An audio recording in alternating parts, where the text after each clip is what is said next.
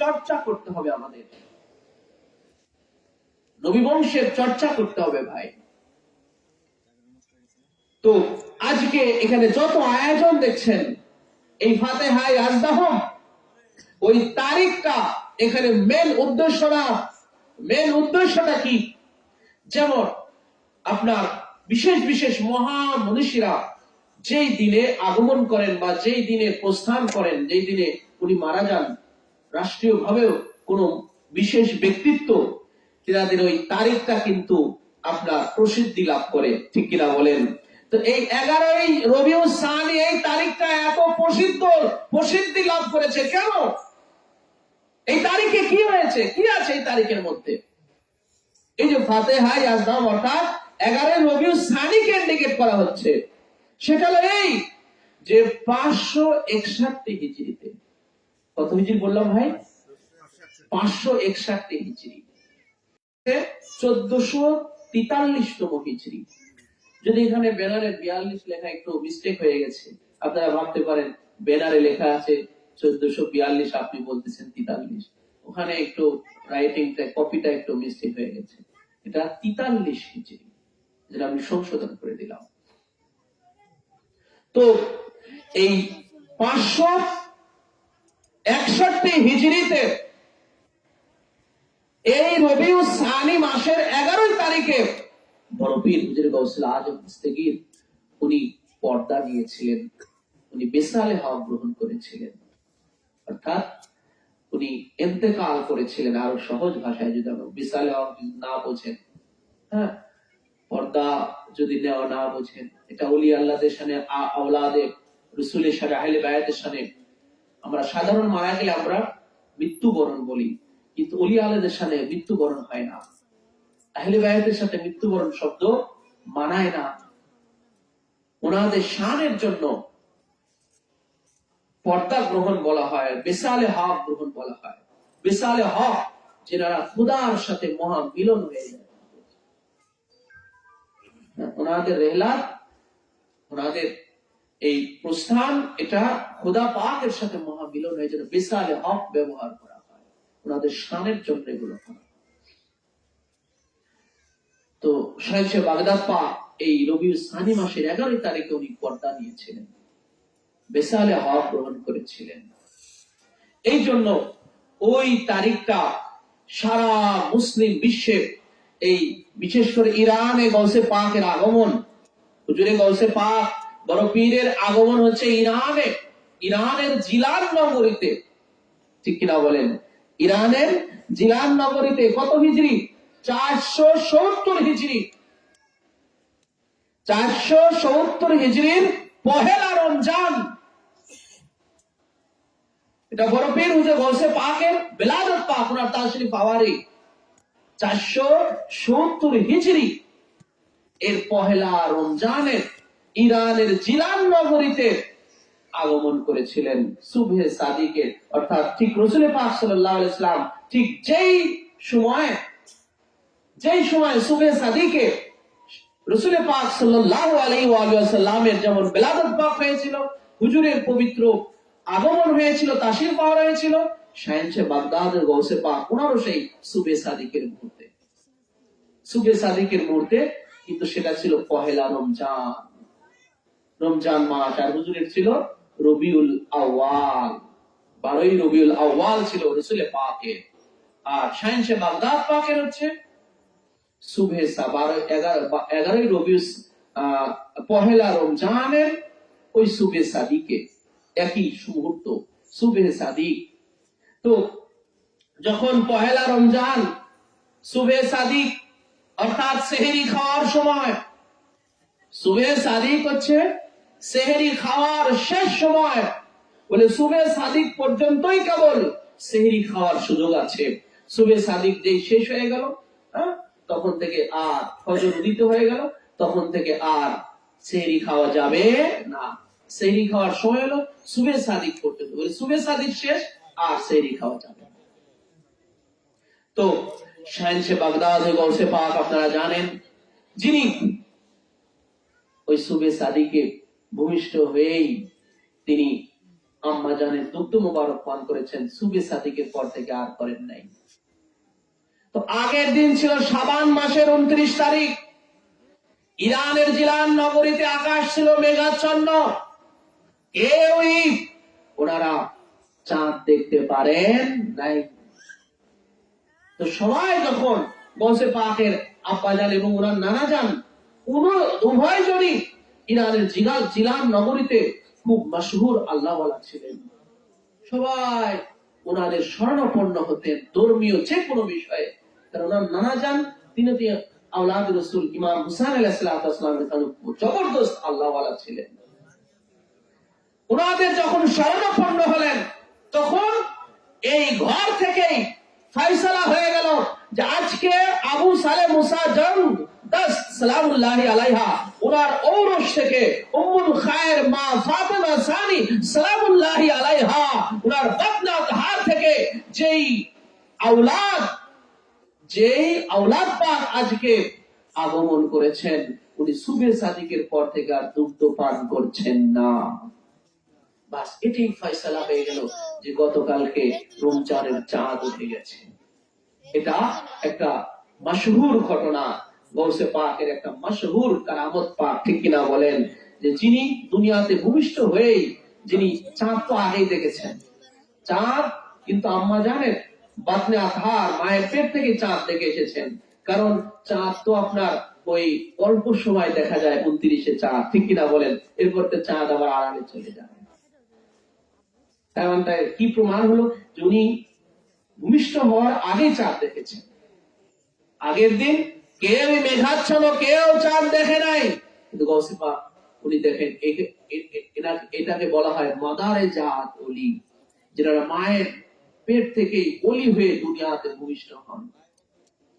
মায়ের পেট, মায়ের উদরে যারা ওলি হয়ে আগমন করেন এবং সেই মায়ের উদর হতেই যিনারা জাহির হন ওলির হালাতে, ওলি অবস্থায়। কেন? যে রাসূল পাক সাল্লাল্লাহু আলাইহি ওয়াসাল্লামের খানদানের ইনারা, হুজুরের বংশে। ইনাদের দুনিয়াতে এসে সাধনা করে ওলি হওয়ার দরকার হয় না। কঠিন কঠিন সাধনায় এনারা নিজেদেরকে আত্মনিয়োগ করেন, যেটা সাধারণ ওলিদের ক্ষেত্রেও অসম্ভব। শাহেনশাহ বাগদাদ পাক এরকম অনেক সাধনা করেছেন। যেমন 40 বছর হুজুরে গৌসে পাক 40 বছর ইশার নামাজের ওযু দিয়ে ফজরের নামাজ আদায় করেছেন। তার মানে কি বোঝা গেল বলেন তো? মানে 40 বছর তিনি রাত্রে কখনো ঘুমান নাই, কারণ ঘুমালেই ওযু শেষ। এটা ওযু ভঙ্গের একটা কারণ আছে। আপনি ঘুমালে রাত আর দিন নাই, 24 ঘন্টার যে কোনো সময় আপনি ঘুমালেই যদি একটা সেকেন্ডের জন্য যদি আপনার আপনি ঘুমিয়ে পড়েন, হ্যাঁ, তা আপনার ওযু ভেঙে গেল। এটাই ওযু ভঙ্গের মাসালা, এটাই আছে। তো গৌসে পাক যখন 40 বছর যখন ইশার ওযু দিয়ে ফজরের নামাজ আদায় করেছেন, তার মানে কি বোঝা গেল ভাই?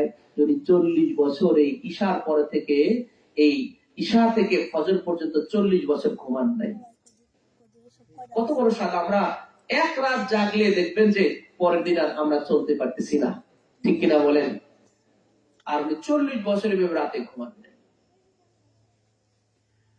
তো শাহেনশাহ বাগদাদ গৌসে পাক ওনার এই তারিখটা ফাতিহায়ে ইয়াজদাহুম সারা মুসলিম বিশ্বে এত প্রসিদ্ধি লাভ করেছে, উনি ওই দিনে বিসালে হক গ্রহণ করেছেন বলে। এখন বলতে পারেন যে আমরা এটা পালন করা হচ্ছে, হ্যাঁ, এটা যেমন আপনার রাসূল পাক সাল্লাল্লাহু আলাইহি ওয়াসাল্লামের এইটা আগের মাস 12 রবিউল আউয়াল ঈদ মিলাদুন নবী সারা বিশ্বে পালন করা হয়েছে, ঠিক কিনা বলেন? রাসূল পাক সাল্লাল্লাহু আলাইহি ওয়াসাল্লামের আগমনের খুশি উদযাপন করা হয়েছে সারা বিশ্বে। আমাদের বাংলাদেশে রাষ্ট্রীয় ভাবে এটা উদযাপন করা হয়েছে। আর ধর্মীয় ভাবে বিভিন্ন মসজিদে, খানকাতে, সামাজিক ভাবে, পারিবারিক ভাবে, বিভিন্ন ভাবে ঈদ মিলাদুন নবী সাল্লাল্লাহু আলাইহি ওয়াসাল্লাম এটা সেলিব্রেশন হয়ে থাকে, ঠিক কিনা বলেন? এটা আল্লাহ পাকের হুকুম আছে। রাসূলের আগমনে খুশি উদযাপন করা, আনন্দিত হওয়া, ঈদ উদযাপন করা, এটা আল্লাহ পাকের হুকুম আছে কোরআন পাকের মধ্যে। অতএব যারা রসুলের আগমনে ঈদে মিলাদুন নবী পালন করে না, আল্লাহর হুকুমের এগেইনস্টে আছে। সে মোল্লা হোক, মৌলবী হোক, মৌলানা হোক, মুফতি হোক, এটা কিচ্ছু আসে যায় না। আল্লাহ পাক পবিত্র কুরআনুল কারীমের মধ্যে ইরশাদ করেছেন সূরা ইউনূসের 58 নম্বর আয়াতে পাক, কুল বিফাদলিল্লাহি ওয়া বিরহমাতিহি ফাবিযালিকা ফালিয়াফরাহু ওয়া খায়র। আল্লাহ পাক বলেছেন, ইয়া রাসূলুল্লাহ, আপনি ইরশাদ করুন, যখনই আমার বান্দারা তারা আল্লাহ পাকের ফজল প্রাপ্ত হবে, আল্লাহর রহমত প্রাপ্ত হবে, তারা যেন আনন্দ উৎসব করে, আর তারা যেন আনন্দিত হয়, অর্থাৎ ঈদ উদযাপন করে। ফালিয়াফরাহু, তাদের আনন্দিত হওয়া উচিত। আল্লাহ পাক বলেছেন তাদের আনন্দিত হওয়া উচিত। আল্লাহ পাকের হুকুম। এই জন্য হুজুরের আগমনটাকে ঈদ উৎসব হিসেবে পালন করা হয়ে থাকে। তো শাহেনশাহ বাগদাদ গৌসুল আজম দস্তগীর বরফির, ওনার এমন মর্তবা ছিল যে সৈয়দুল আউলিয়া আছেন, এদের রাসূল পাক সাল্লাল্লাহু আলাইহি ওয়াসাল্লামের শান পাকের সাথে আল্লাহ পাক ওনার শান পাককে কিছু শান পাকের মিল রেখেছেন। যেমন রাসূল পাক সাল্লাল্লাহু আলাইহি ওয়াসাল্লাম তিনি তামাম ওলিদের সরদার আছেন। শাহেনশাহ বাগদাদ পাক উনি তামাম ওলিদের সরদার আছেন। রাসূল পাক সাল্লাল্লাহু আলাইহি ওয়াসাল্লাম তামাম নবীদের সরদার আছেন। তো রাসূল পাক সাল্লাল্লাহু আলাইহি ওয়াসাল্লাম আগমনের পূর্বে, এই দুনিয়াতে প্রকাশিত হওয়ার পূর্বে সব নবীরা রাসূলের আগমনের ভবিষ্যৎবাণী করেছেন, ঠিক কিনা বলেন? আদম আলাইহিস সালাম থেকে ঈসা আলাইহিস সালাম পর্যন্ত আপনি দেখেন, কুরআন পাক আপনি রিসার্চ করেন, তাসকিরাতুল আম্বিয়া কিতাব আপনি পড়েন, দেখবেন প্রত্যেক নবী আমাদের নবীর আগমনের সুসংবাদ দিয়েছেন।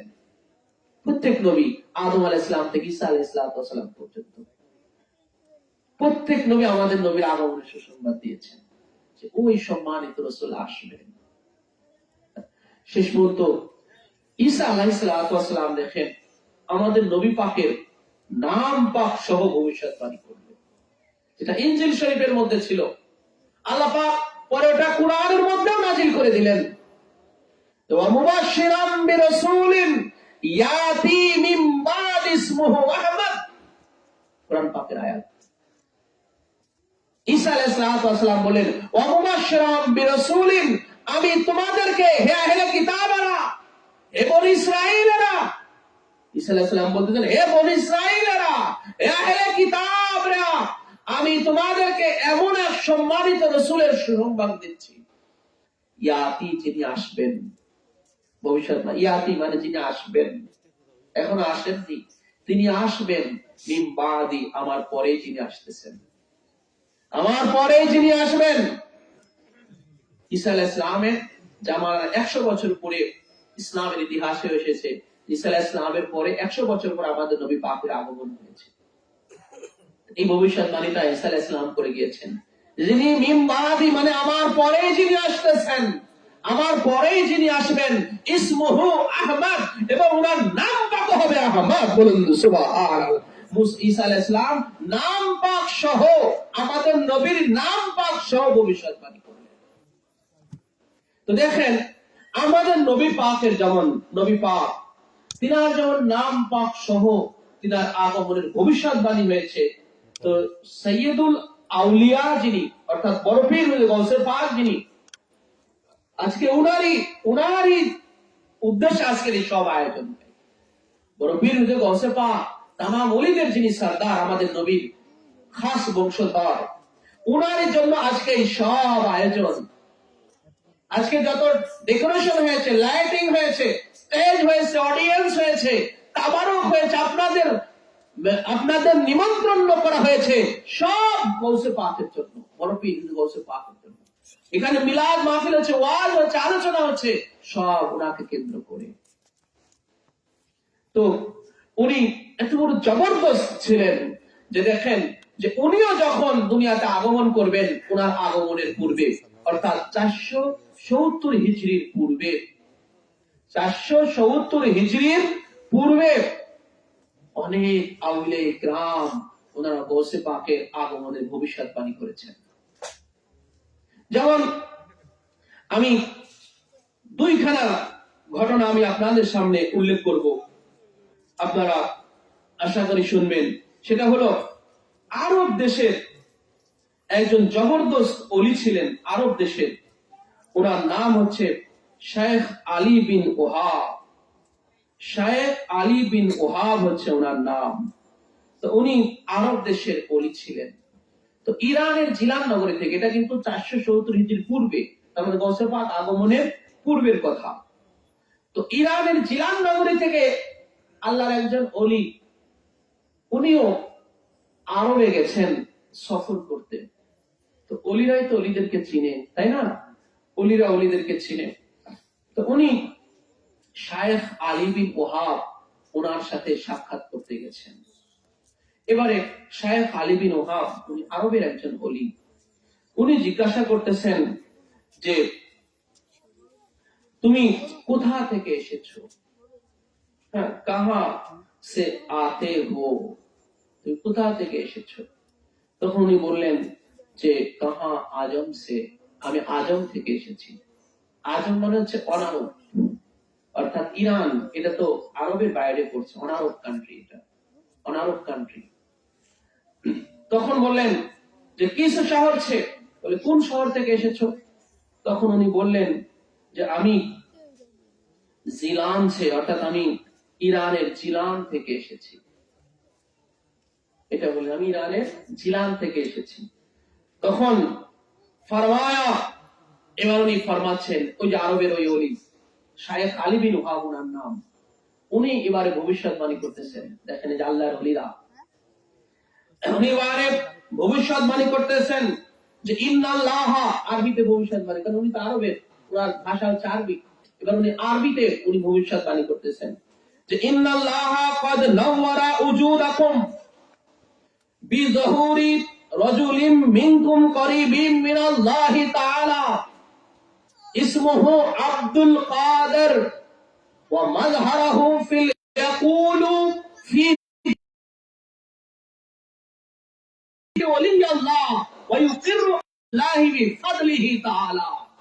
এইভাবে চটচট করে ভবিষ্যৎবাণী করলেন যে ইরানের জিলান নগরীর এ দরবেশ, এ ফকির, জেনে নাও ইন্নাল্লাহ, নিশ্চয় আল্লাহ পাক ক্বাদ নাওয়ারা উজুদাকুম, তোমাদের অস্তিত্বকে আলোকিত করবেন, তোমাদের অস্তিত্বকে আলোকিত করবেন বিযুহুরি রাজুলিন মিনকুম করিবিন মিনাল্লাহি তাআলা, যিনি আল্লাহ হতে, যিনি তোমাদের মধ্যে এমন এক মহাপুরুষ আগমনের মাধ্যমে, তোমাদের মধ্যে আল্লাহ পাক হতে এক মহাপুরুষ আগমনের খাতিরে, আগমনের মাধ্যমে তোমাদের অস্তিত্বকে আল্লাহ পাক আলোকিত করে দিবেন। যেই মহান হাস্তির, যে মহান পুরুষের নাম হবে, বলে ইসমুহু আব্দুল কাদের, ওনার নাম পাক হবে আব্দুল কাদের। বলুন সুবহানাল্লাহ।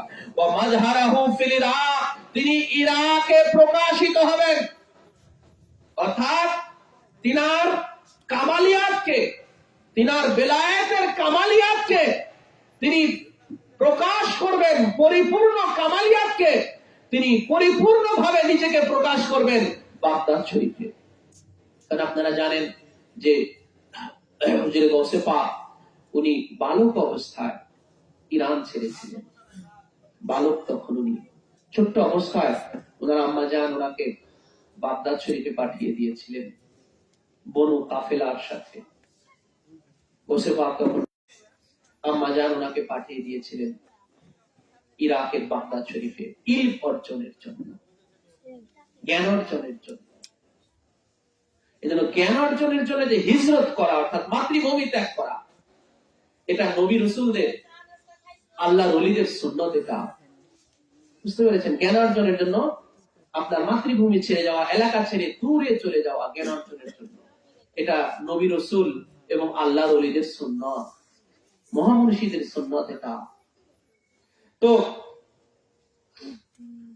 তিনি ইরাকের বাগদাদ শরীফে প্রকাশিত হবেন এবং সেখানে তিনি ওনার জবান মুবারক দিয়ে প্রকাশ করবেন যে কদামি হাযিহি আলা রাকাবাতি কুল্লি ওলি আল্লাহ, যে আমার পদযুগল তামাম অলিদের ঘাড়ের উপরে, আমার পদযুগল তামাম অলিদের ঘাড়ের উপরে। এমনকি সমস্ত অলিরাও তারা এই কথাটাকে আল্লাহরই ফজল ও করমে, আল্লাহরই রহমতে সমস্ত অলিরা গৌসে পাকের এই ঘোষণাটাকে স্বীকৃতি দান করবে, স্বীকৃতি প্রদান করবে সমস্ত অলিরা। এই ভবিষ্যৎবাণীটা করলেন শায়েখ আলী বিন ওহাব। মানে রাসূল পাক সাল্লাল্লাহু আলাইহি ওয়াসাল্লামের সাথে গৌসে পাকের কি মিলগুলো আমি সেইগুলো আপনাদের সামনে একটা একটা করে তুলে ধরছি। যে রাসূল পাক সাল্লাল্লাহু আলাইহি ওয়াসাল্লামের ঠিক নাম পাক সহ যেমন ওনার আগমনের ভবিষ্যৎবাণী হলো, বড় পীর হুজুর গৌসে পাক ওনারও নাম পাক সহ ওনার আগমনের ভবিষ্যৎবাণী হলো, নাম পাক সহ ভবিষ্যৎবাণী হলো। এবারে রাসূল পাক সাল্লাল্লাহু তাআলা আলাইহি ওয়া আলিহি ওয়াসাল্লাম উনি যখন হুজুরে রাসূল করিম সাল্লাল্লাহু তাআলা আলাইহি ওয়া আলিহি ওয়াসাল্লাম উনি যখন উনার আম্মা জানের বাতনে আতহারে উনি ছিলেন, আম্মা জানের বাতনে আতহারে অর্থাৎ উদর মুবারকে যখন ছিলেন রাসূল করিম সাল্লাল্লাহু তাআলা আলাইহি ওয়া আলিহি ওয়াসাল্লাম, তো সেই সময় উনার আম্মা জান হযরতে আমেনা সালামুল্লাহি আলাইহা উনি লক্ষ্য করতেন যে উনার উদর মুবারক থেকে নূর বের হতো, উনার উদর মুবারক থেকে নূর বের হতো। এটা ইমাম হাকিম রহমতুল্লাহি আলাইহি উনার মুস্তাদরাক কিতাবের মধ্যে, হাদিস শরীফের একখানা বিখ্যাত কিতাব মুস্তাদরাক লিল হাকিম, ইমাম হাকিম উনি জবরদস্ত মুহাদ্দিস ছিলেন, উনারই লেখা হাদিস শরীফের কিতাব মুস্তাদরাক। সেই মুস্তাদরাক কিতাবের 4174 নম্বর হাদিসে পাক, 4174 নম্বর হাদিস। এবং ইমাম বাইহাকি রহমতুল্লাহি আলাইহি উনার দালাইলুন নবুওয়াত কিতাবের প্রথম খণ্ডের 83 পৃষ্ঠার মধ্যে এই হাদিস পাকখানা উল্লেখ করেছেন। ইমাম বাইহাকি এবং ইমাম হাকিম দুজনই জবরদস্ত মুহাদ্দিস, ওনারা ওনাদের লেখা কিতাবের মধ্যে খানা হলো এই যে সাহাবায়ে কিরাম একদা রাসূল করিম সাল্লাল্লাহু তাআলা আলাইহি ওয়া আলিহি রাসূলের পাক সাল্লাল্লাহু তাআলা আলাইহি ওয়া আলিহি সাল্লাম পাক উনি যখন বিলাদত শরীফ গ্রহণ করতেছিলেন, হুজুর যখন বিলাদত শরীফ গ্রহণ করতেছিলেন তখন ওইখানে উপস্থিত ছিলেন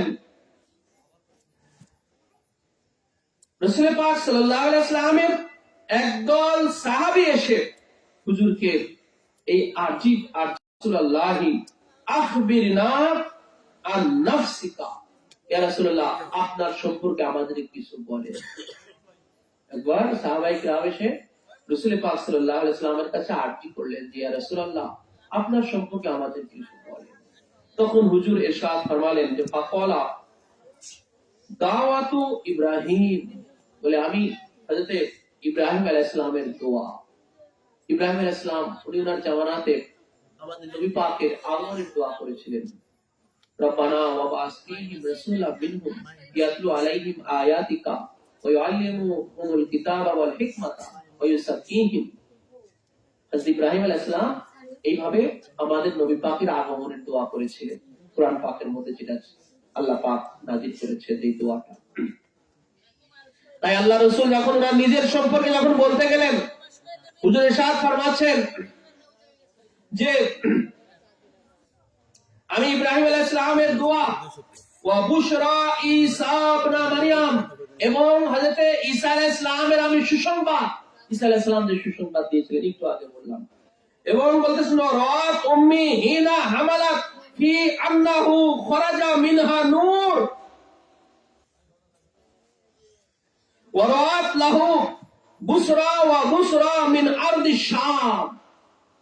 এবং উনি বলতেছেন যে ওয়ারাত উম্মি আমার আম্মা দেখেছিলেন, হুজুর ইরশাদ ফরমাচ্ছেন যে আমার আম্মা দেখে, নিজের সম্পর্কে হুজুর বলতেছেন যে আমার আম্মা দেখেছিলেন হামালাত হিনা হামালাত বি, যখন আমাকে উনি বহন করতেছিলেন ওনার উদর মুবারকে, আমার উদর মুবারকে যখন উনি বহন করতেছিলেন তখন উনি দেখেছিলেন যে আন্নাহু খরাজা মিনহা নূর।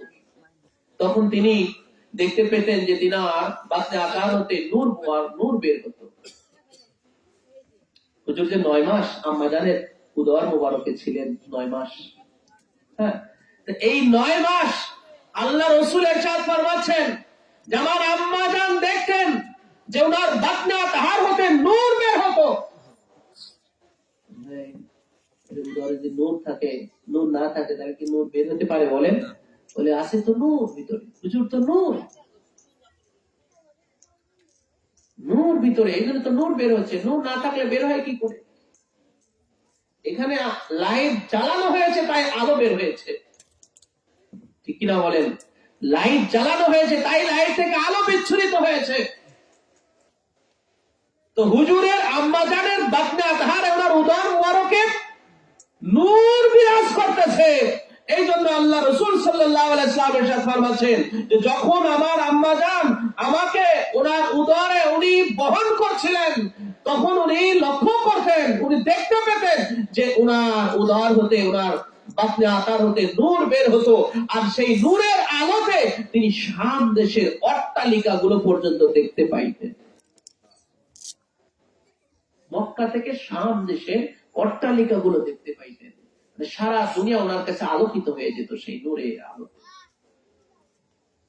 এবং রাসূল কারীম সাল্লাল্লাহু তাআলা আলাইহি ওয়া সাল্লাম আরেকখানা হুজুরের আরেকখানা হাদিস পাক এসেছে, ইমাম তাবারানী রাহমাতুল্লাহি আলাইহি ওনার মুজামুল কাবিরের মধ্যে উনি এই হাদিস পাকখানা উল্লেখ করেছেন। মুজামুল কাবিরের মধ্যে দুইবার এই হাদিস পাকখানা এসেছে,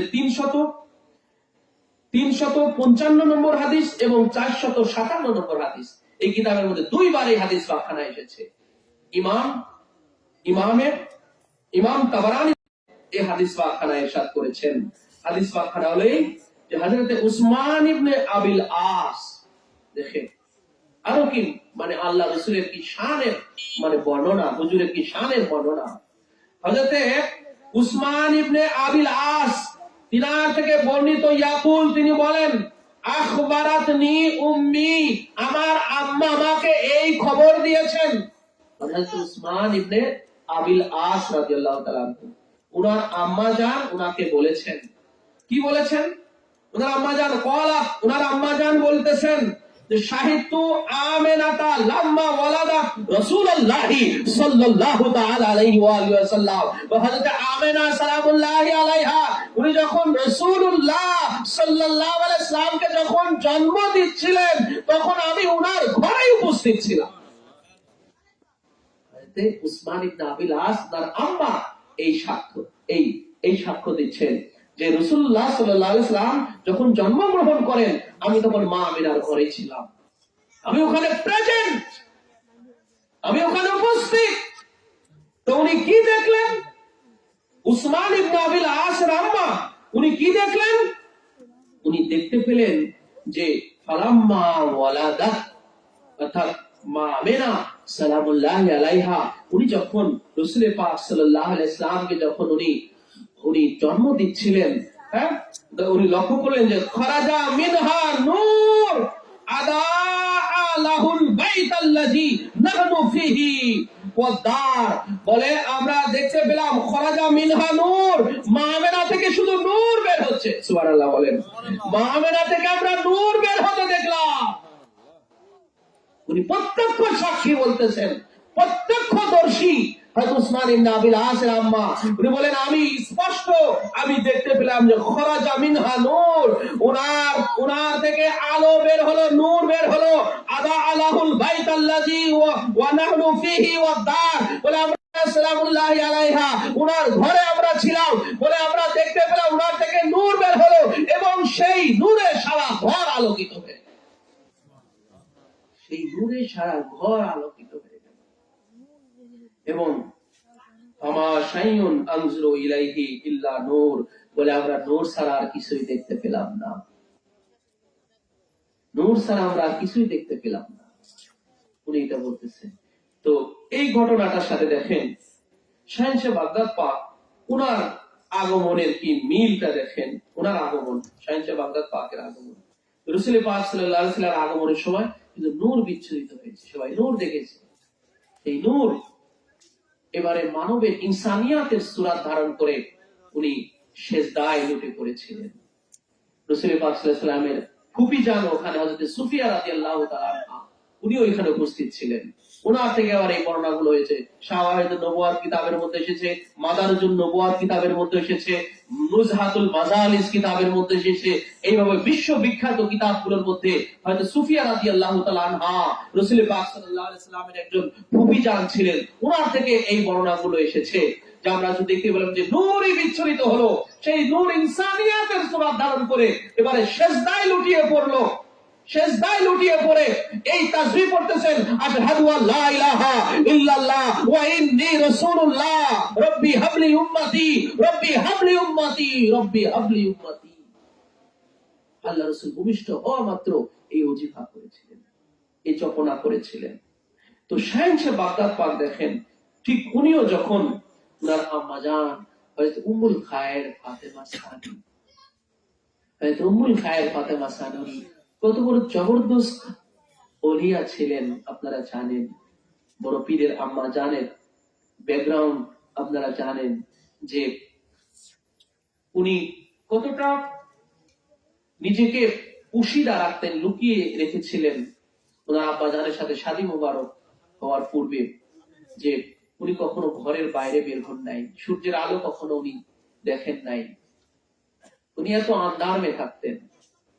এবং কোন পরপুরুষের কোন কথার আওয়াজ যার কানে কখনো যায় নাই, এবং জিনার মুখের আওয়াজও, জিনার কথার আওয়াজও কোন পরপুরুষের কানে যায় নাই। এই কারণে তো গৌসে পাকের নানা জান ওনার আব্বা জানের শাদী মুবারকের সময়, শাদী মুবারকের যখন প্রস্তাব দিয়েছিলেন গৌসে পাকের আব্বা জানকে, তখন ওনার নানা জান বলেছিলেন যে আমার ঘরে একটা কানা, বধির এবং বোবা এবং ল্যাংড়া একটা মেয়ে আছে, কন্যা আছে, তাকে তোমাকে শাদী করতে হবে, তাহলে আমি এই আমার ফল খাওয়ার এই অপরাধ থেকে আমি মুক্তি দিতে পারি। নদীতে ভেসে যাওয়া ফতোয়ায় যেখানে কোনো বাধা নাই, ফতোয়া শরিয়াতের যে ফতোয়া, সেই ফতোয়ায় কিন্তু কোনো বাধা নাই, গুনাহ নাই নদীতে ভেসে যাওয়া ফল খাইলে।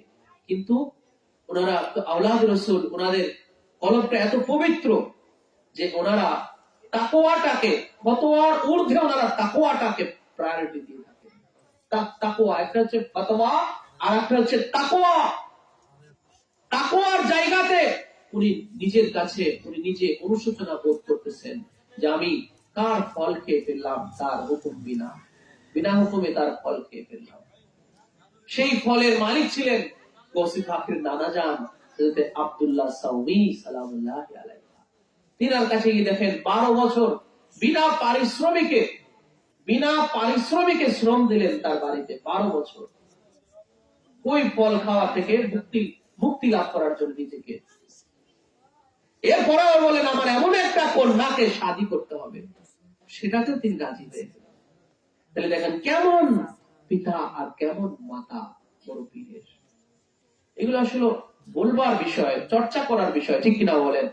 তো সেই আম্মা জান হযরত উম্মুল খায়ের ফাতেমা সানি, উনিও যখন হুজুরে গৌসে পাককে ওনার বেটাকে, বড় পীর হুজুরে গৌসে পাককে ওনার বাতনে আকারে যখন উনি বহন করলেন, কিতাব মে বাত কুতুব সে মনকুল হ্যায়,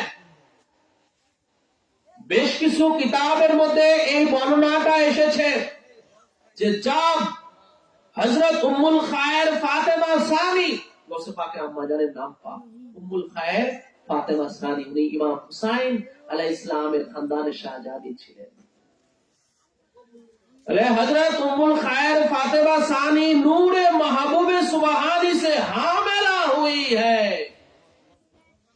যখন উম্মুল খায়ের ফাতেমা সানি মাহবুবে সুবহানী, অর্থাৎ গৌসে পাকের আরেকটা নাম পাক মাহবুবে সুবহানী, অর্থাৎ যিনি আল্লাহ পাকের প্রিয় ভাজন মাহবুব, বড় পীর হুজুর গৌসে পাককে যখন উনি ওনার বাতনে আতহারে যখন বহন করলেন, অর্থাৎ গৌসে পাক যখন আম্মা জানের মায়ের পেটে যখন উনি আসলেন, তখন কিতাবের মধ্যে মানকুল হয়েছে, কিতাবের মধ্যে বর্ণিত হয়েছে যে উনি तू बा आलम रोया देखा कि आफताब आलम ताब मेरी आगूशे में रौनक आफरोज है अलगोरोज उसी तरह जब तक ओ महताब बुर्जे खूबी आफताब सिफारे महबूबी रौनों के अफरोज बतने मादारे अतहार रहे करामत और खर के आदात रोज बरोज अयाम मऊ तक जाहिर होते रहे यहाँ तक के 9 महीने मुद्दत हमले शरीफ के गुजरे और शबे बिलादत बा सआदत आई। এই যে বর্ণনাটা আপনাদের সামনে উল্লেখ করলাম উর্দু বর্ণনা, এটার বাংলা অনুবাদে এটাই এসেছে যে যখন বড় পীরের আম্মাজান যখন ওনাকে ওনার পেটে যখন উনি বহন করতেছিলেন তখন উনিও লক্ষ্য করতেন যে ওনার পেট মুবারক থেকে নূর মুবারক বিচ্ছুরিত হতো এবং সেই নূরের আলোতে উনি সারা দুনিয়াটা ওনার কাছে আলোকিত হয়ে যেত। বলুন সুবহান। বা আলম রুয়া দেখা, বা আলম মানে তামাম জগৎ উনি দেখতে পেতেন, তামাম জগৎ ওনার কাছে আলোকিত হয়ে গিয়েছে। বুঝতে পেরেছেন? এবং উনি এটা এই যে 9 মাস গৌসে পাক উনিও 9 মাহেলে আল্লাহ রাসূল 9 মাস উনি মায়ের পেটে ছিলেন। হুজুর 9 মাস মায়ের উদর মুবারক অবস্থান করেছেন। গৌসে পাক 9 মাস মায়ের উদর মুবারক অবস্থান করেছেন। কত মিল! গৌসে পাক 9 মাস মায়ের উদর মুবারকে অবস্থান করেছেন। তো গৌসে পাক ঠিক যখন উনি গৌসে পাক যখন বড় পীর হুজুর গৌসে পাক উনিও যখন ভূমিষ্ঠ হচ্ছিলেন, তাশরিফ আওয়ারি গ্রহণ করছিলেন, উনার দেহ মোবারক থেকে নূর বিচ্ছুরিত হচ্ছিল এবং উনার জবান থেকেও জপনা হচ্ছিল মুরিদি লা তাখাফ আল্লাহু রাব্বি, মুরিদি লা তাখাফ আল্লাহু রাব্বি, মুরিদি লা তাখাফ আল্লাহু রাব্বি। রাসূল পাক সাল্লাল্লাহু আলাইহি সাল্লামের জবান থেকে জপনা হচ্ছিল যে রব্বি হাবলি উম্মতি, রব্বি হাবলি উম্মতি। আর গৌসে পাকের জবান থেকে হচ্ছে মুরিদি লা তাখাফ আল্লাহু রাব্বি, আমার মুরিদ তোমাদের কোনো ভয় নাই, আল্লাহ আমার রব আছে। এটা গৌসে পাকের জবান থেকে এই জপনাটা হচ্ছিল উনি ঠিক যখন ভূমিষ্ঠ হচ্ছিলেন। তো রাসূল পাক সাল্লাল্লাহু তাআলা আলাইহি ওয়া সাল্লামের সাথে হুজুরের আগমনের কত মিল! গৌসে পাকের সাথে রাসূল পাক সাল্লাল্লাহু আলাইহি ওয়াসাল্লামের আগমনের আর রাসূল পাক সাল্লাল্লাহু আলাইহি ওয়াসাল্লামের আগমনের সাথে গৌসে পাকের আগমনের কত মিল! দুইজনই তো সরদার, একজন নবীদের আর একজন ওলিদের, একজন নবীদের সরদার আর একজন ওলিদের সরদার। তো নবীদেরই যিনি সরদার ওনারই বংশে দেখেন আল্লাহ পাক তামাম ওলিদের সরদারকে পাঠালেন। তো উনি আমাদের কাছে এত মাশহুর কেন হলেন? ইসলামে মুসলমানদের কাছে এত মাশহুর, এত গ্রহণযোগ্যতা ওনার, এত মর্তবা, এত শ্রেষ্ঠত্ব কেন?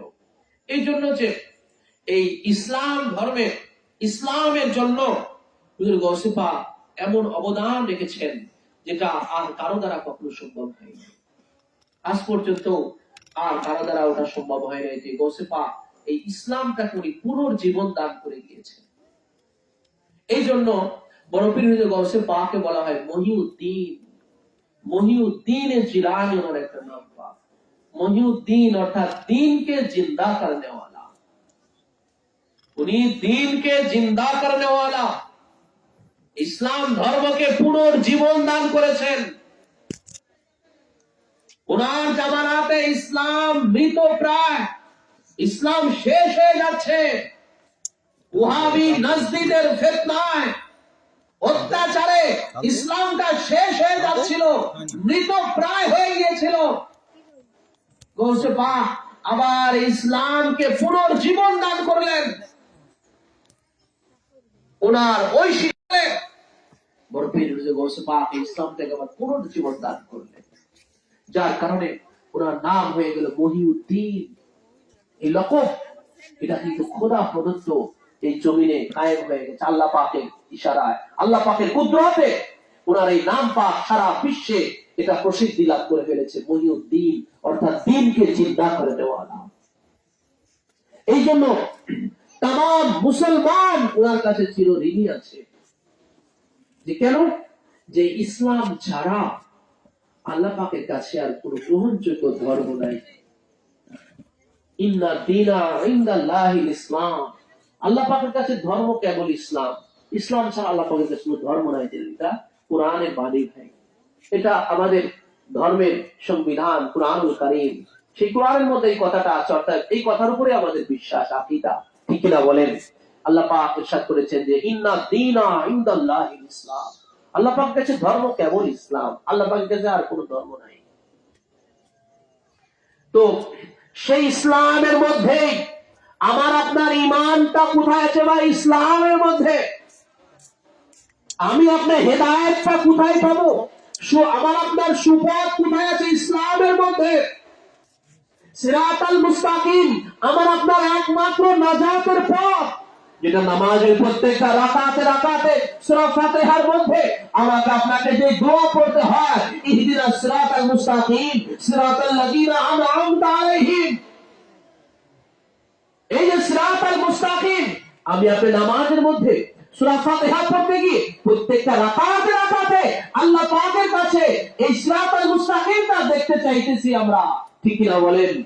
আল্লাহ পাক যে সিরাতাল মুস্তাকিম দেখতে চাচ্ছি, ইহদিনা, হে আল্লাহ আমাদেরকে দেখাও, ইহদিনাস সিরাতাল মুস্তাকিম, আল্লাহ আমাদেরকে সিরাতাল মুস্তাকিম সঠিক এই পথখানা আমাদেরকে দেখাও। কেন যে এই পথটাই কেবল নাজাতের পথ, এছাড়া দ্বিতীয় নাজাতের কোনো পথ নাই। এটাই মুক্তির পথ, এটাই জান্নাতি পথ, আর যা আছে সব জাহান্নামী। এটাই এই সিরাতাল মুস্তাকিমটাই কেবল জান্নাতের পথ, আর যা আছে সব জাহান্নামী। এটাই আল্লাহ পাকের পথ, এটাই নাজাতের পথ, এটাই মুক্তির পথ। আল্লাহ পাক বললেন যে বান্দা, তুমি এত দেখতে চাইতেছো সিরাতাল মুস্তাকিমটা, তুমি এত দেখতে চাইতেছো, কারণ নামাজের প্রত্যেকটা রাকাতে আমাকে আপনাকে পড়তে হচ্ছে, সেটা ফরজ হোক, ফরজ নামাজ হোক, ওয়াজিব হোক, সুন্নত হোক, নফল হোক, 4 রাকাত বিশিষ্ট হোক, 3 রাকাত বিশিষ্ট হোক, 2 রাকাত বিশিষ্ট হোক, প্রত্যেকটা রাকাতে সূরা ফাতিহা আছে কিনা ভাই? আছে। তার মানে আমরা দেখেন প্রত্যেকটা রাকাতে আল্লাহ পাকের কাছে দেখতে চাইতেছি সিরাতাল মুস্তাকিম। আল্লাহ পাক কিভাবে দেখালেন, যে কিভাবে বুঝবে? আমার বান্দারা, হে মুসল্লিরা, তোমরা কিভাবে বুঝবে যে এটা সিরাতাল মুস্তাকিম?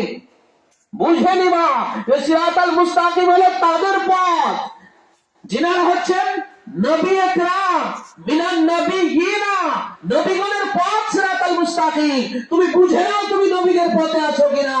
ওয়াস সিদ্দিকিনদের পথ হচ্ছে সিরাতাল মুস্তাকিম।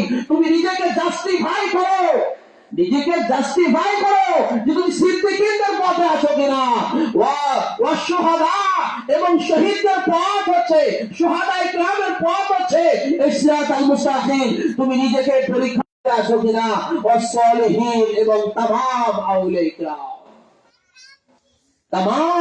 ইকরামের পথই হচ্ছে সিরাতাল মুস্তাকিম। আল্লাহ পাক সালিহিনদের কথা বলেছেন, ইনাদের উপরে আল্লাহ পাকের ওই আনআমতা আলাইহিম, আল্লাহর সেই খাস নিয়ামত হচ্ছে ইনাদের উপরে ভাই, নবীগণের উপরে, সিদ্দিকীনদের উপরে, শুহাদাদের উপরে এবং সালিহিনদের উপরে, तमाम আউলিয়া ইকরামের উপরে আল্লাহর সেই খাস নিয়ামত। আর সেই तमाम যেই নবীদের পথটা হচ্ছে, যেই নবীদের পথ সিরাতাল মুস্তাকিম, সেই নবীদের সরদার হচ্ছে আমার আপনার নবী, ঠিক কিনা বলেন? এরপরে দেখেন যেই সিদ্দিকীনদের পথ সিরাতাল মুস্তাকিম, সেই সিদ্দিকীনদের মহান আহলে বায়ত নবী বংশধর, সিদ্দিকীনদের মধ্যে মহান আহলে বায়ত নবী বংশধর। এবং যেই শুহাদাদের পথ সিরাতাল মুস্তাকিম, শুহাদায়ে কিরামের পথ সিরাতাল মুস্তাকিম, সেই শুহাদাদের সরদার ইমাম হাসান এবং হুসাইন, ঠিক কিনা বলেন? শুহাদাদের সরদার ভাই ইমাম হাসান এবং হুসাইন, আহলে বায়ত আমার নবীর বংশ। এরপরে সালিহিনদের পথ, আউলিয়া ইকরামের পথ সিরাতাল মুস্তাকিম, সেই ওলিদের সরদার হুজুরে গাউসে পাক বরফিল আব্দুল কাদের জিলানী আল হাসানী আল হুসাইন আল বাগদাদি আলা জাদ্দি নবিয়ানা ওয়া আলাইহিসসালাম ওয়া সালাম, ইনাদের পথই হচ্ছে সিরাতাল মুস্তাকিম। এই জন্য আমাকে আপনাকে নিজেই জাস্টিফাই করতে হবে যে আপনি এই আহলে বায়াতের এই তরিকায়, আহলে বায়াতের পথে আপনি আছেন কিনা।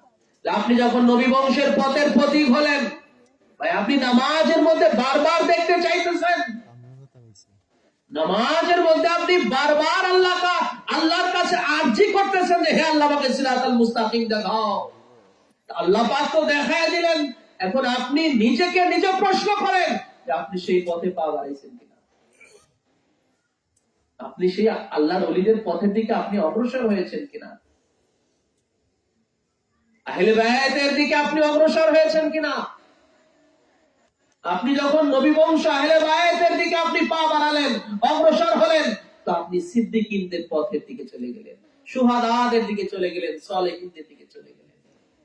আহলে বায়াত সব তফকার মধ্যে আছে, সিদ্দিকীনদের মহান আহলে বায়াত আছে, নবী বংশ আছে, শুহাদাদের সরদার আহলে বায়াত নবী বংশ আছেন, সালেহিনদের সরদার আহলে বায়াত আছেন। আপনি যখন আহলে বায়াত মুখী হয়ে গেলেন, নবী বংশ, নবীর বংশমুখী, নবীর বংশের দিকে আপনি যখন নিজেকে অগ্রসর করালেন, তো আপনি সালেহিনদের দিকে চলে গেলেন, শুহাদাদের দিকে চলে গেলেন, আপনি সিদ্দিকীনদের মধ্যে চলে গেলেন, অর্থাৎ 3 in 1, যেটাকে বলে 3 in 1। আপনি যখন আহলে বায়াত মুখী হয়ে গেলেন, আহলে বায়াতের মধ্যে সিদ্দিকীনও আছে, শুহাদাও আছে, সালেহিনও আছে, ঠিক কিনা বলেন?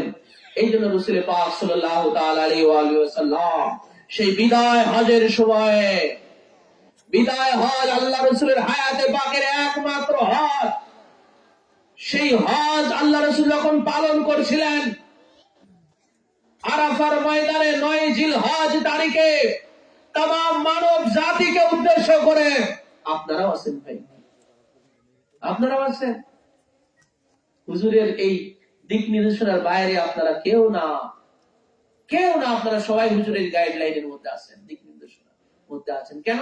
হুজুর ইয়া আইয়ুহান নাস বলে ডাক দিয়েছেন। তিরমিজি শরীফ 2য় খণ্ড 219 পৃষ্ঠা।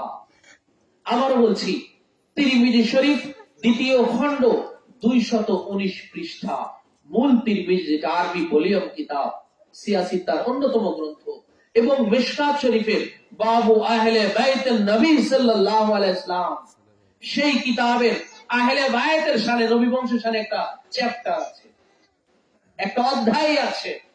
সেই অধ্যায়ের মধ্যেও এই হাদিস পাকখানা, একই হাদিস সংকলিত হয়েছে। মিশকাত শরীফ, যেটা সারা বিশ্বে যেটা পড়ানো হচ্ছে, আমাদের বাংলাদেশে এমন কোন মাদ্রাসা নাই যেখানে মিশকাত শরীফ পড়ানো হয় না। আপনি যে কোনো মাদ্রাসা, আলিয়া মাদ্রাসা বলেন, দাখিল বলেন, আলিম বলেন, ফাজিল বলেন, দাখিলে মিশকাত শরীফ পড়ানো হয়, আলিমে মিশকাত শরীফ পড়ানো হয়, ফাজিলে মিশকাত শরীফ পড়ানো হয়।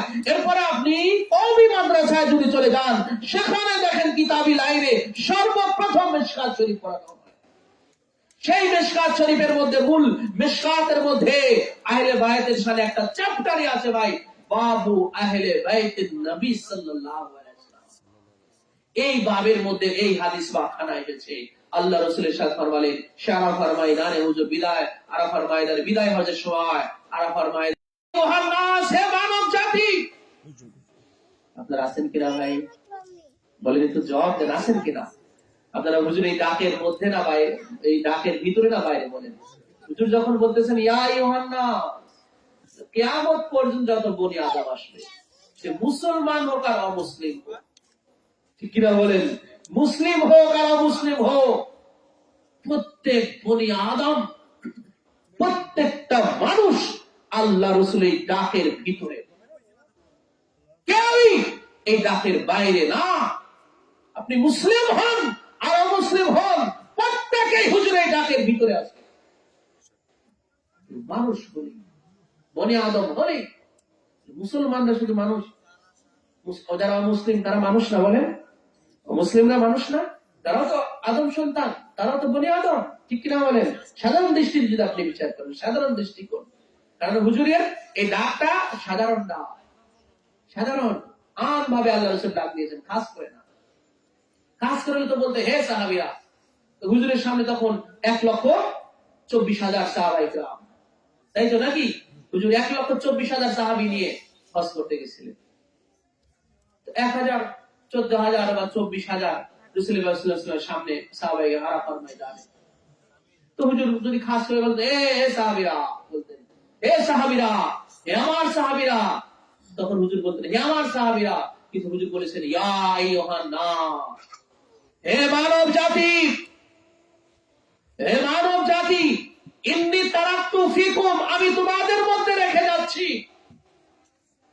মাইন আখাসতুম বিহি, যদি তোমরা আঁকড়ে ধরে থাকো, লান তাদিল্লু, তোমরা কখনোই গোমরাহ হবে না, পথভ্রষ্ট হবে না, ঈমান হারা হবে না। কিতাবুল্লাহি ওয়া ইতরাতি আহলে বাইতি, আল্লাহর কিতাব কুরআনুল কারীম এবং আমার আহলে বাইত, আমার বংশধর, তারা কারা? আমার আলী, ফাতেমা, হাসান, হুসাইন, এরাই হলো আমার আহলে বাইত। আল্লাহ রাসূল এই ফয়সালা দিয়েছে, ঠিক কিনা বলেন? আহলে বাইতের অধ্যায় প্রথম হাদিস, এবং আল্লাহ রাসূল অসংখ্য অনেক হাদিসের মধ্যে এই ফয়সালা দিয়ে গিয়েছেন। আয়াতে মুবাহালা যখন নাযিল হয়েছে, তখন আল্লাহ রাসূল আলী, ফাতেমা, হাসান, হুসাইন এই চারজনকে ডেকে বলেছেন, ইনারা আমার আহলে বাইত। যখন আয়াতে তাতহির নাযিল হয়েছে, সূরা আহজাবের 33 নম্বর আয়াতে পাক যখন নাযিল হয়েছে, তখন আল্লাহ রাসূল আলী, ফাতেমা, হাসান, হুসাইনকে ডেকে বলেছেন, ইয়া আল্লাহ, এনারাই হলো আমার আহলে বাইত, এনারাই আমার বংশধর। কেবল হুজুর এই ফয়সালা দিয়ে গিয়েছেন ভাই, হুজুরের ফয়সালার বাইরে তো আমরা যেতে পারবো না।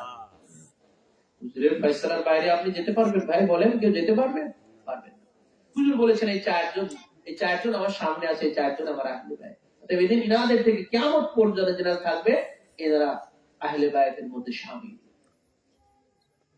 তো রাসূল পাক সাল্লাল্লাহু আলাইহি ওয়াসাল্লাম বলেন যে আল্লাহর কিতাব অর্থাৎ কুরআনুল কারীম এবং আমার আহলে বাইত, হে মানব জাতি, তোমাদের মধ্যে রেখে গেলাম, মাইনা কাসতুম বিহি লান তাদিল্লু, এই কুরআন অর্থাৎ কুরআনুল কারীম এবং আমার আহলে বাইত, আমার বংশধর, এই দুটোকে যদি একসাথে আঁকড়ে ধরে থাকো, একসাথে আঁকড়ে ধরে থাকো, তোমরা কখনোই গোমরাহ হবে না, পথভ্রষ্ট হবে না। তো ভাই, আজকে দেখেন কোরআনের পরিচিতি সবার ঘরে ঘরে আছে, কিন্তু আহলে বাইতের পরিচিতি সবার ঘরে ঘরে নাই। আজকে আরাফার ময়দানে সেই খুতবা হচ্ছে 9 জিলহজ তারিখে, কিন্তু আহলে বাইতের কথা নাই। আমি গোয়ালন্দে ঠিক এরকম একটা মাজলিসে আমি এরকম বায়ান করছিলাম, গোয়ালন্দ ঠিক এরকম একটা মাজলিসে আমি বায়ান করছিলাম। তো সেই মাজলিসের মধ্য থেকে যখন আমি এইভাবে আহলে বাইতের কথা, নবী বংশের কথা এইভাবে বলছিলাম, তখন মাজলিসের মধ্য থেকে একজন বললেন যে মৌলানা সাহেব, আমি তো সৌদি আরবে অনেক দিন কাটিয়ে এসেছি, তো ওখানে তো কই আহলে বাইতের কথা তো কোনোদিন শুনলাম না। তো বললাম যে ভাই, আপনি কত বছর থেকেছেন? উনি বললেন আমি 18 বছর থেকেছি। দেড় যুগ 18 বছর থেকে আসছি। তো বললাম, ভাই আপনি হজ করছেন? বলে, না, আমি কখনো হজ করা হয়নি। বলে, একটা উমরা করছেন? বলেন, আমার কখনো উমরাও করা হয়নি। 18 বছর মক্কা মদিনা দেশে থেকে আসে, হজ তো করেই নাই, এবং এই উমরা মানে সারা বছর 24 ঘন্টায় উমরা চলে, সারা বছর 365 দিনই উমরা চলে, রাত নাই আর দিন নাই, রাত দিন সব সময় উমরা চলে। জীবনে 18 বছর মধ্যে এক উমরাও করে নাই। তো বললাম, যাক ভাই, এটা আপনার ব্যাপার, আপনি করেন না, এটা আপনার ব্যাপার। তো আপনি যে প্রশ্নটা করলেন, তো এই প্রশ্নটা আসলে আমাদের মধ্যেও জাগে যে কেন সৌদি আরবে আহলে বাইতের কথা আজকে হয় না। কারণ রাসূল পাক সাল্লাল্লাহু আলাইহি ওয়াসাল্লামের সময় স্বয়ং হুজুর নিজে আহলে বাইতের কথা বলতেন সৌদি আরবে। তখন তো সৌদি আরব ছিল না, তখন শুধু আরব ছিল, জাজিরাতুল আরব ছিল। সৌদি আরব, সৌদি শব্দটা পরে যুক্ত হয়েছে। রাসূল পাক সাল্লাল্লাহু আলাইহি ওয়াসাল্লামের জামানায় ছিল জাজিরাতুল আরব, অর্থাৎ আরব উপদ্বীপ, জাজিরাতুল আরব। হুজুরের জামানায় সৌদি আরব নাম ছিল না। পরে একজন ব্যক্তির নাম ছিল সৌদ, এই সৌদের নামে সৌদি আরব নামকরণ করা হয়ে গেছে। তো রাসূল পাক সাল্লাল্লাহু আলাইহি ওয়াসাল্লামের জামানাতে ভাই, হুজুর যখন মক্কা শরীফে আহলে বাইতের কথা হয়েছে, হুজুর যখন মদিনাতে গেছেন, হুজুরের ঘরে আহলে বাইতের কথা হয়েছে, হুজুর যখন মসজিদে নববীতে মেম্বারের উপর আহলে বাইতের কথা বলেছেন, হুজুর যখন হজ করতে যাচ্ছেন, ইবাদতে ইলাহি হজ করতেছেন আল্লাহ রাসূল, আরাফার ময়দানে অবস্থান করাটাই হলো হজ। হুজুর বলেছেন যে আরাফার ময়দানে অবস্থান করলে তার হজ হয়ে গেল। হাদিস পাকের মধ্যে এসেছে আরাফার ময়দান অবস্থানের এত গুরুত্ব, যেখানে কিছু নাই। আরাফার ময়দানে গিয়ে দেখবেন ফাঁকা একটা মাঠ, কিছু নাই ওখানে। আমার পাশে হাজী সাহেব বসে আছে, এই যে আমাদের কুসি ভাই, উনি হজ করে এসেছেন। কি ভাই, আরাফার ময়দানে ফাঁকা মাঠ ছাড়া কিছু পাইছেন? আর পাশে একটা পাহাড় আছে, ওই পাহাড়ের তলদেশ থেকে আল্লাহ রাসূল ভাষণ দিয়েছিলেন। তো ভাই, সেই আরাফার ময়দানে হুজুর যখন হজ করতেছেন, হুজুর ইহরাম অবস্থায়, কারণ আরাফার ময়দানে মানে 9 জিলহজ, মানে মূল হজ চলতেছে কেবল 9 জিলহজ 18 তারিখে, 9 জিলহজ তারিখে আপনার আরাফার ময়দানে অবস্থান করে ওখান থেকে মাগরিব করে আবার সবাই মুজদালিফার দিকে চলে যাবে। মুজদালিফার দিকে চলে যাবে, মুজদালিফা থেকে চলে যাবে মিনাতে।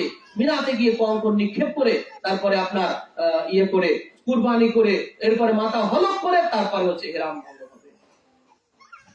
বলে মূল হজের মধ্যে যখন আল্লাহ রাসূল তখন আহলে বাইতের কথা বলতেছেন, যখন আরাফার ময়দানে হুজুর ভাষণ দিলেন, সেই সময় আল্লাহ রাসূল আহলে বাইতের কথা বললেন।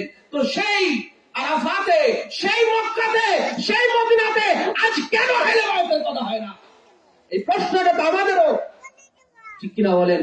এই প্রশ্নটা তো আমাদেরও, যে কেন আল্লাহ রাসূল সাল্লাল্লাহু আলাইহি ওয়াসাল্লামের যে বড় তো কোনো ওয়াইজ এই ইসলামে হতে পারে না, ঠিক কিনা বলেন? রাসূলের উপরে কোনো বক্তা আছে ভাই? যদি প্রশ্ন করা হয় ইসলামের মধ্যে রাসূল থেকে কিয়ামত পর্যন্ত সবচেয়ে বড় বক্তাকে, আপনি কার নাম বলবেন? রাসূল পাক সাল্লাল্লাহু আলাইহি ওয়াসাল্লামের উপরে কোনো বক্তা আছে বলেন? হুজুরের উপরে তো আর কোনো বক্তা হতে পারে না। হ্যাঁ, আচ্ছা। তো সেই আল্লাহ রাসূল যখন আহলে বায়াতের কথা এত হাইলাইট করে বলে যাচ্ছেন, এরপরে যখন মক্কা থেকে হুজুর হজ করে মদিনাতে ফিরতেছেন, খুম্বে গাদিরের পরে মক্কা মদিনার মধ্যবর্তী একটা জায়গা, সেখানেও আল্লাহ রাসূল আহলে বায়াতের হাত উঁচু করে ধরে বলে গেলেন, আলীর হাত উঁচু করে ধরে বলে গেলেন, মান কুনতু মাওলাহু ফাহাজা আলিয়্যুম মাওলা। আল্লাহ রাসূল মঞ্চ তৈরি করলেন, মঞ্চ তৈরি করে সে মঞ্চের উপর আলীকে দিয়ে উঠলেন, ওনার হাত উঁচু করে ধরে বললেন, মান কুনতু মাওলাহু ফাহাজা আলিয়্যুম মাওলা। সিয়াসি তার একাধিক কিতাবের মধ্যে এই হাদিস পাওয়া গেছে। মিশকাত এখনই বের করে দেব, আপনি পড়ে বুঝে নেবেন যে আছে কিনা ভাই হাদিসে। তো রাসূল পাক সাল্লাল্লাহু আলাইহি ওয়াসাল্লামের तमाम হায়াতে পাক জুড়ে আহলে বায়াতের চর্চা ছিল, নবী বংশের চর্চা ছিল। আজকে আপনি মক্কা বলেন, মদিনা বলেন, সৌদি আরব বলেন, আর সৌদি আরবের বাইরে বলেন, দেখেন আজকে আহলে বায়াতের সেই চর্চা নাই ভাই। তো হুজুরের আদর্শটা আমরা কিভাবে কি করলাম বলেন তাহলে?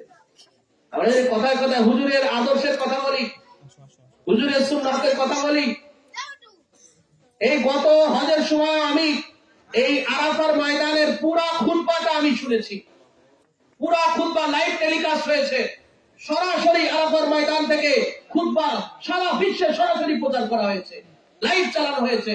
আমি পুরা খুতবা শুনেছি, যে দেখি একটু নিজে পরীক্ষা করে দেখি যে আল্লাহ রাসূল যে আরাফার ময়দানে আহলে বায়াতের সাথে এই কথাটা বলেছিলেন, তো দেখি এই খতিব মহোদয় দেখি এটা বলে কিনা। আসলো না, নাই, আওয়াল সে আখের পুরা খুতবার মধ্যে আহলে বায়াতের কথাটা আসলো না। কিন্তু রাসূল তো বলে গিয়েছিলেন ভাই আরাফার ময়দানে, হুজুর তো বলে গেলেন এত গুরুত্ব দিয়ে যে কোরআন এবং আহলে বায়াতকে ধরে থাকার নাম হলো হেদায়েত, আর এর যে কোনো একটাকে ছেড়ে দেয় হলো গোমরাহি। কত ভ্রষ্টতা! আল্লাহ রাসূল সাল্লাল্লাহু আলাইহি ওয়াসাল্লাম হুজুর যে বলে গেলেন যে আমার উম্মত 73 দলে ডিভাইডেড হয়ে 72 দল জাহান্নামে যাবে। যে হাদিস আবু দাউদ শরীফ, ইবনে মাজাহ শরীফ, তিরমিজি শরীফ, সিয়াসি তার তিন খানা কিতাবের মধ্যে এসেছে। আবু দাউদ শরীফের মধ্যে এসেছে, তিরমিজি শরীফের মধ্যে এসেছে, এবং ইবনে মাজাহ শরীফের মধ্যে এসেছে, এবং মিশকাত শরীফেরও কিতাবুল ইলম এর 30 পৃষ্ঠার মধ্যে এই হাদিস পাখানা এসেছে। কত বড় বিশুদ্ধ সহিহ হাদিস! তাহলে হুজুর বলেন যে আমার উম্মত 73 দলে ডিভাইডেড হয়ে 72 দলই জাহান্নামে চলে যাবে, এক দল মাত্র জান্নাতি। কেন হয়? তাহলে 72 দলই আহলে বায়াতকে ছেড়ে দিয়েছে, কোরআন ধরে আছে। হুজুর রেখে গেলেন কোরআন এবং আহলে বায়াত।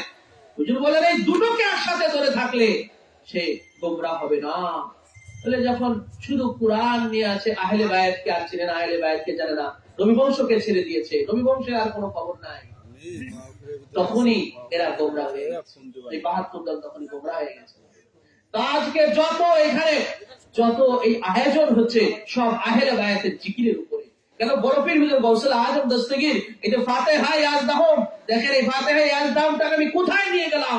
যে ফাতিহা ইয়াজদাহুম এটা মিন করেছে কোন তারিখে? 11 রবিউল সানি, এই মাসের 11 তারিখে। কেন? যে ওই তারিখে আমার নবীর বংশের একজন উজ্জ্বল নক্ষত্র, আমার নবীর বংশের আহলে বায়াতের একজন উজ্জ্বল নক্ষত্র, যিনি আল হাসানি ওয়াল হুসাইনি, যিনি আলী ফাতেমা হাসান এবং হুসাইন উভয়েরই যিনি আওলাদ, উভয় বংশের যিনি উজ্জ্বল নক্ষত্র, একজন নবী বংশের একজন আহলে বায়াত বড় পীর গৌসুল আজম দস্তগীর আবু মুহাম্মদ মহিউদ্দিন শাইখ আব্দুল কাদের জিলানী আল হাসানি, উনারই জিকির চলছে এখানে, উনারই স্মরণ চলছে,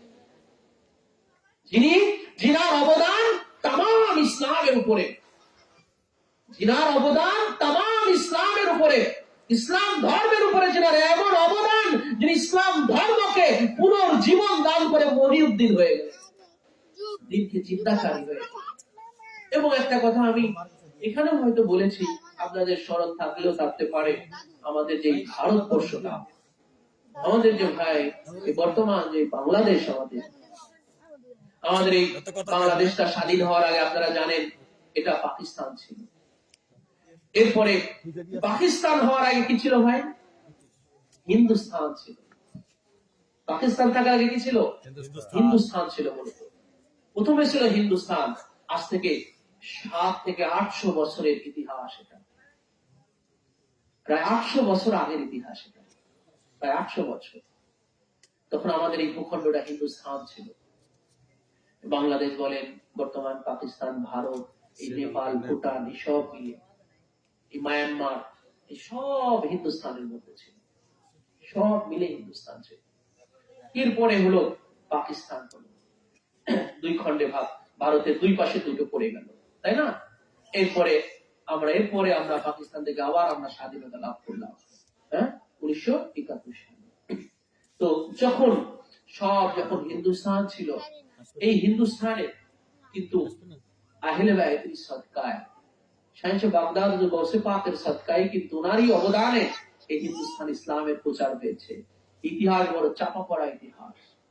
আপনারা জানেন যে খাজা মাইনুদ্দিন চিশতি আজমিরি সাজিরি, যিনি হিন্দুস্তানের আজমির শরীফে, জেনার এখনো আজমির শরীফ হিন্দুস্তান, এখনো ওটাকে হিন্দ বলা হয়। ওখানে এখনো হিন্দি ছাড়া কিছুই চলে না, হিন্দি ভাষা ছাড়া কিছু চলে না ওখানে। ওরা পুরো একদম হিন্দু, এই এলাকার ভাষাই মানে হিন্দি ভাষা। হ্যাঁ, তো যিনি আজ থেকে 700 বছর বেশি হয়ে গেছে এই হিন্দুস্তান এসেছিলেন। কোথা থেকে এসেছিলেন ভাই? বাগদাদ শরীফ থেকে এসেছিলেন।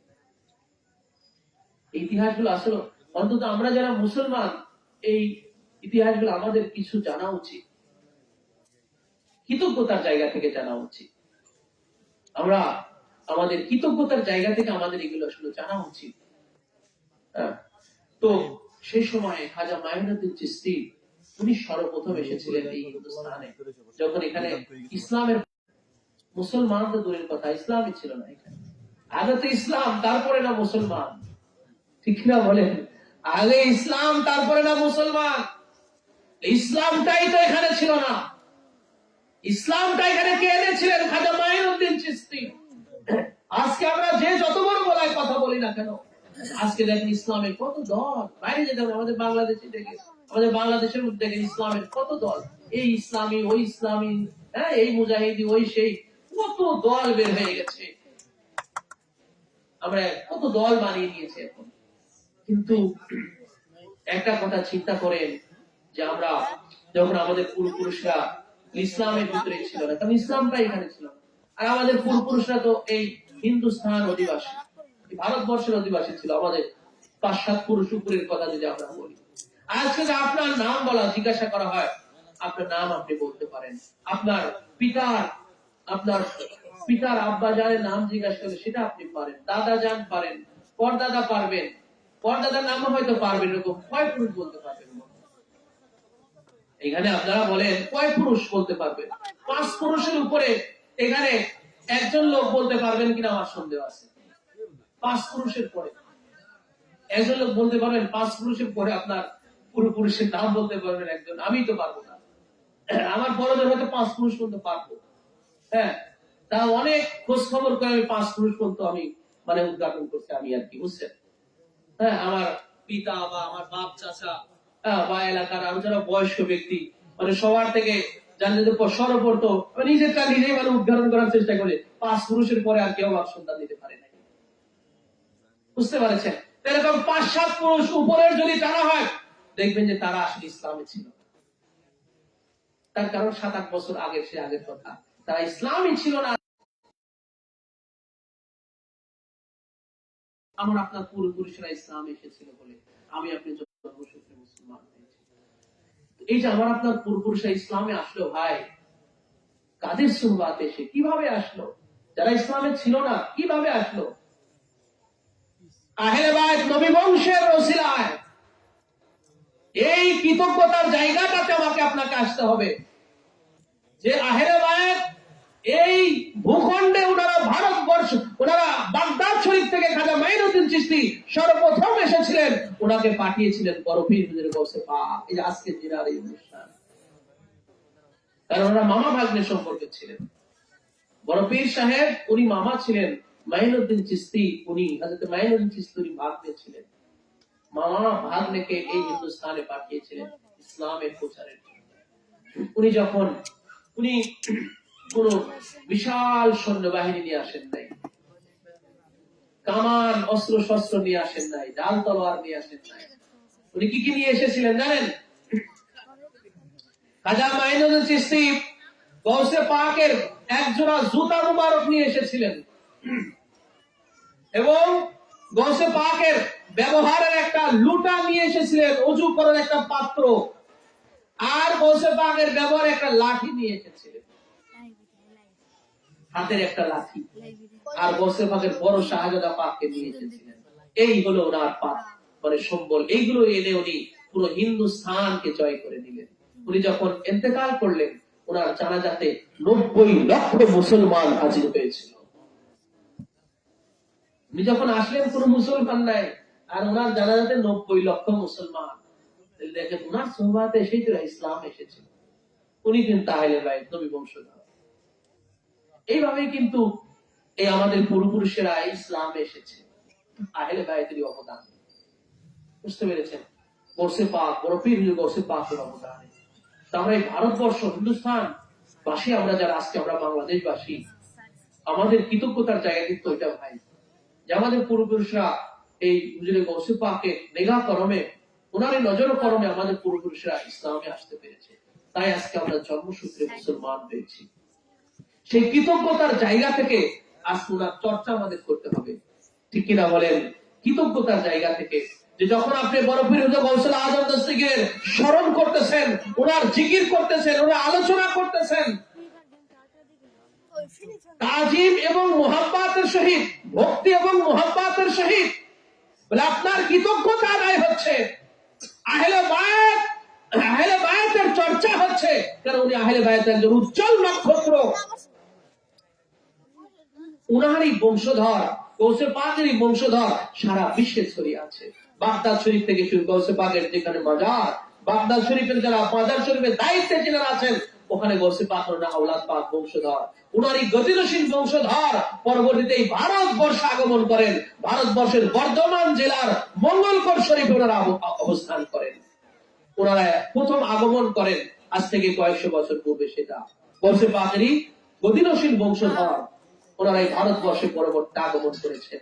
ওনাদেরই অধস্তন আপনার বংশধর আহলে বাইত, ওনাদেরই বংশ মেদিনীপুর দরবার শরীফের যারা পীর মুর্শিদ আছেন, মেদিনীপুর দরবার শরীফের যিনি পীর মুর্শিদ, যারা পীর মুর্শিদ আছেন, বড় হুজুর পাক কিবলা ও কাবা হযরত সৈয়দ শাহ রশিদ আলীউল কাদরি আল হাসানী আল হুসাইনি, ছোট হুজুর পাক কিবলা ও কাবা এবং শাহজাহান হুজুর পাক কিবলা ও কাবা, ওনারা তিনজনই আমাদের নবী পাকের ডাইরেক্ট বংশধর আহলে বাইত আছেন এবং গৌসে পাকের গতিশীল বংশধর আছেন। এই যে বাড়িওয়ালারা, যিনারা এই সেই জায়গা থেকে ওনারা এই আয়োজন করেছেন। কেন? যে বাড়িওয়ালাদের যারা পীর মুর্শিদ, ওনারা আমাদের নবীর বংশধর, গৌসে পাকের বংশধর। সেই কারণে আজকে এই আয়োজনখানা হচ্ছে আপনাদের সহযোগিতায়, আপনাদের উপস্থিতিতে। বুঝতে পেরেছেন? এই কারণেই যে কারণ একটা উপলক্ষ করে তো একটা কারণে তো একটা কিছু হয়, ঠিক কিনা বলেন? আজকে গৌসে পাকের জিকির এখানে কেন হচ্ছে? যে গৌসে পাকের তরিকার অনুসারে এখানে আছে।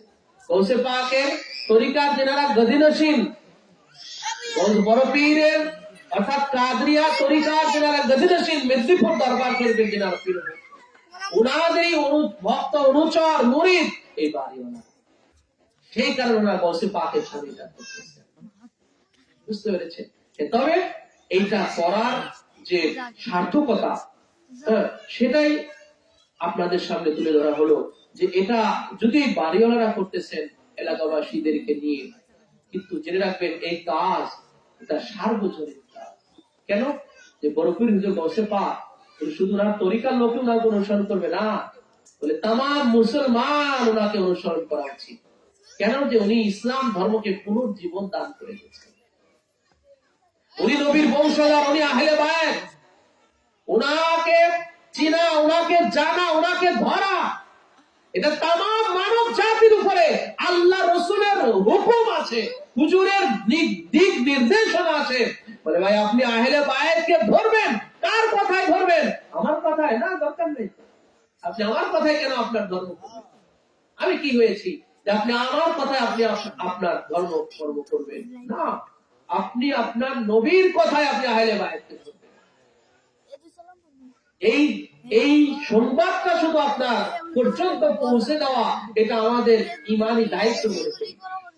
আপনি যে আহলে বায়ত নবী বংশকে ধরবেন, যেমন ভাই আমরা মেদিনীপুর দরবার শরীফে আমরা স্পষ্ট খাস ভাবে আমরা নবীর এই বংশধরকে পেয়েছি, আমরা ওনাদেরকে ধরে নিয়েছি। আপনারাও যদি এরকম নবীর কোন হক, আহলে বায়তের হক সিলসিলা যদি আপনারাও পেয়ে যান, হক আহলে বায়তের হক সিলসিলা যদি আপনারা পেয়ে যান, নবী বংশ যদি আপনারা পেয়ে যান, আপনারাও তাকে ধরে নেবেন। কেন?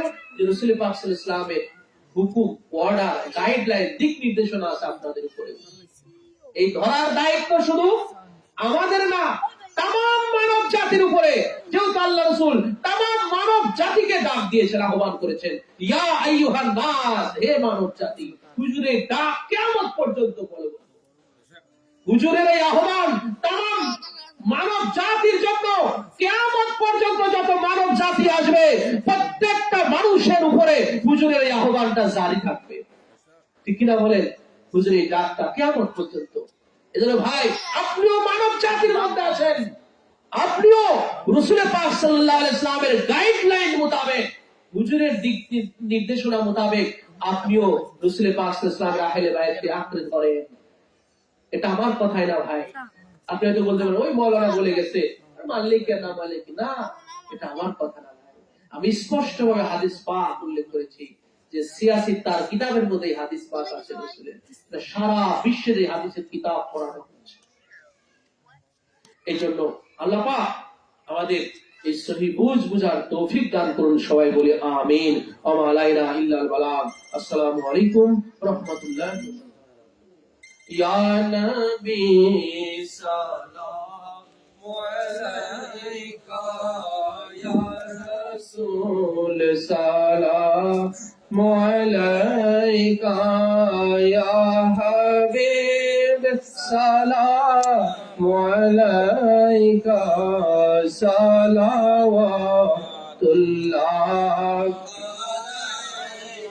रहमतों के ताज वाले, दो जहां के राज वाले, अर्श की मेरा जिवाले, हम हसीओं के जिवाले, या नबी सलाम अलैका, या रसूल सलाम अलैका, या हबीब सलाम अलैका, सलावतुल्लाह।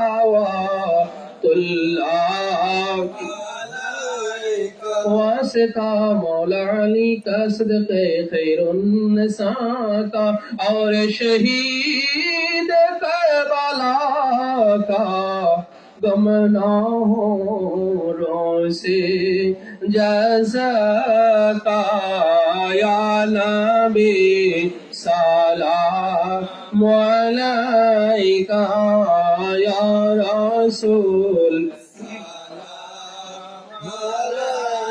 या हबीब सलाम अलैका सलावतुल्लाह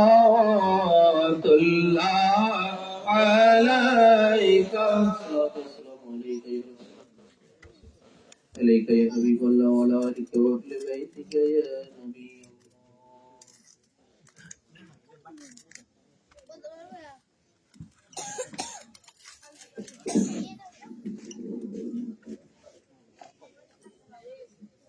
সবাই দোয়া করুন আল্লাহুম্মা আমিন বিসমিল্লাহির রহমানির রহিম রব্বানা যালামনা আনফুসানা ওয়া ইল্লাম তাগফির লানা ওয়া তারহামনা লানাকুনান্না মিনাল খাসিরিন রব্বানা আতিনা ফিদ দুনিয়া হাসানাতাও ওয়া ফিল আখিরাতি হাসানাতাও ওয়া কিনা আযাবান নার ওয়া কিনা আযাবাল মাউত ওয়া কিনা আযাবাল কবর ওয়া কিনা আযাবাল হাশর وقنا عذاب الصراط وقنا عذاب النار सदके में गौसे पाक से बताए मुस्तफा तौबा कबूल कीजिए ऐ रहमत खुदा मौद बिनास परवरदिगार आलम रब्बुल आलमीन खुदावान कुद्दुस मौला मेहरबान हमारे नबी पाक नबी दो जहान इमामुल अंबिया हुजूर पुरनूर सल्लल्लाहु तआला अलैहि वसल्लम पाक के अहले बैत का आधार इनादर इजाजत पाके मौला बाशरीफ फातिहा याजदाहम शरीफ उपलक्षে আয়োজিত এই মিলাদ ও ওয়াজ ও দোয়ার মাহফিলে আল্লাহ পাক আমরা যে যেখান থেকে উপস্থিত হয়েছি আল্লাহ আমাদের প্রত্যেকের উপস্থিতি কবুল ও মঞ্জুর করে নাও বাদ মাগরিব থেকে মৌলা এখানে ফাতিহা শরীফ পড়া হয়েছে দেওয়ান হযরত জামাল থেকে কাসিদা পাক পড়া হয়েছে মৌলা যত আলোচনা আমরা করলাম কোরআন এবং হাদিস পাক থেকে আল্লাহ সালাম কিয়াম জাপ করা হলো পাক পাঞ্জাত আলাইহিস সালাতু ওয়াস সালাম রসুলায় শানশে বাগদাদ হুজুর গৌসে পাকের রসুলায় আমাদের ভুল ত্রুটি খাতা কসুর maaf করে দাও ইয়া আল্লাহ সহিহান যা সওয়াব ইনায়াত করো আল্লাহ সর্বপ্রথম রসুল পাক হুজুর পুরনূর সরওয়ারে কায়নাত দো জাহানের বাদশা হাবিবে দো জাহান अहमद मुजतबा मोहम्मद मुस्तफा सल्लल्लाहु ताला अलैहि वसल्लम पाके रूह पाके हादी और नजराना पर अपने पहुंचे दाओ मौला कायनात शेर खुदा मौला अली मुश्किल कुशा वो खातून जन्नत पाके आधार इनादे पाक रूह अल्लाह हादी और नजराना पर अपने पहुंचे दाओ इमामैन करीमैन हसनैन पाक हजरत इमाम हसन मुजतबा हजरत इमाम हुसैन शहीद करबला इनादे पाक रूह হাদিয়া নজরানা করা হলো পৌঁছে দাও औलाद হাসান औलाद হুসাইন খাস করে মওলা যার উদ্দেশ্যে আজকের এই আজিমুশ শান মাহফিল মওলা এতগুলো আয়োজন শাহজাহান বাগদাদ গৌসুল আজম মুস্তাকির আবু মুহাম্মদ মহিউদ্দিন শেখ আব্দুল কাদের জিলানী আল হাসানি আল হুসাইন আল বাগদাদি औला जद्दी नबियाना व अलैहिस्सलातु वस्सलाम पाक रूह पाक के हाथ नजराना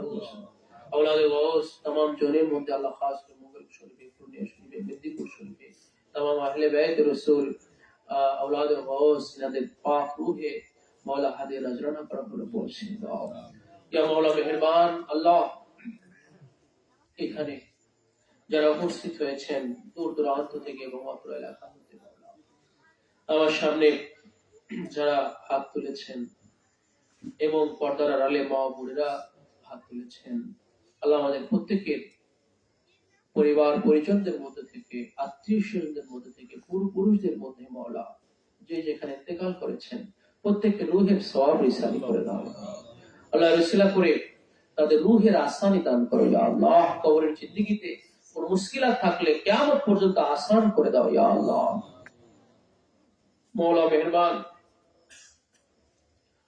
আমরা যারা বাঁচা আছি আমরা সহ আমাদের পরিবার পরিজনদের মধ্যে থেকে আত্মীয় স্বজনদের মধ্যে থেকে বীর ভাই বীর বোনদের মধ্যে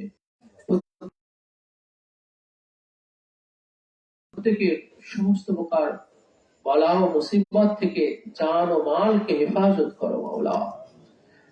সমস্ত প্রকার ফিতনা থেকে, সমস্ত প্রকার গোমরাহি থেকে মাওলা আমাদের প্রত্যেকের ঈমান ও ইয়াকিনকে রক্ষা করো মাওলা।